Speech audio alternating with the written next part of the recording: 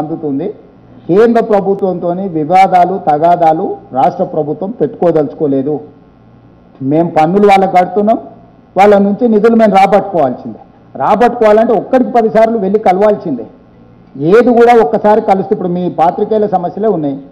మీరు 50 సార్లు కలిసి ఉంటారు దీని పరిష్కారం కోసం ప్రభుత్వంతో. ఒకటొకటి ఒక అడుగు ముందుకు వాడుతున్నది.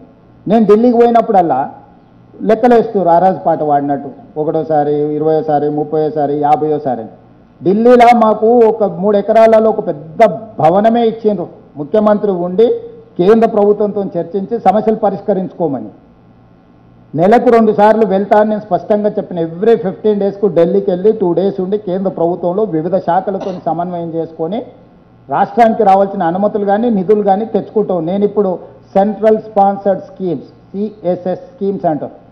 కేంద్రం రాష్ట్రం కలిపి నిధులను భాగస్వామ్యంతో ఖర్చు పెట్టాను. నేను ఒక ఐఏఎస్ ఆఫీసర్ని, సెక్రటరీ క్యాడర్ ఐఏఎస్ ఆఫీసర్ని దీనికోసం సపరేట్గా పెట్టిన. తెలంగాణ భవన్ రెసిడెంట్ కమిషనర్ను వేరే పెట్టిన.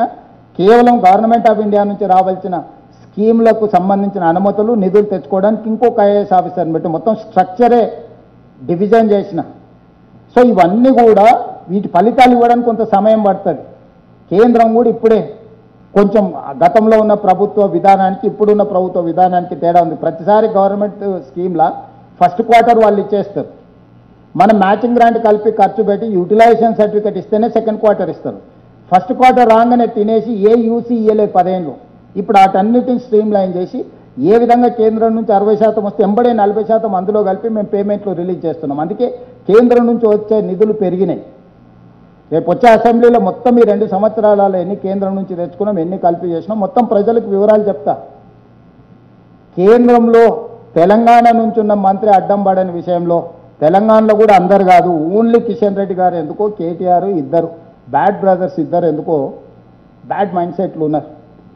మిగతా బీజేపీలో ఎవరితో కూడా ఏం పెద్ద సమస్య లేదు. Only these 2 bad brothers are doing all these bad things.